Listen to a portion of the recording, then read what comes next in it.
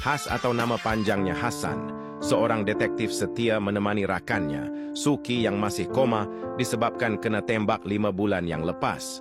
Setiap hari, dia duduk di sisi katil, menggenggam tangan rakannya, berharap agar dia sedar semula.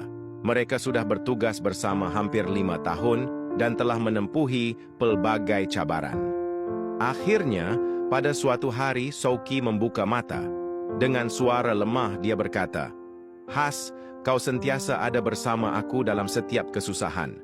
Masa aku susah, kau ada. Aku tak duit, kau belanja sampai aku kenyang. Masa aku kena tembak, kau masih ada. Masa aku koma, kau tetap di sini." Has rasa tersentuh dan bertanya dengan penuh sebab di hati, "Kau nak cakap apa? Wahai sahabatku, dunia akhirat?" Suki pun menarik nafas dalam-dalam dan berkata, Aku rasa, aku tahu kenapa kau selalu belanja aku sampai kenyang, Has." Flashback. Masa kejadian tembak menembak 5 bulan.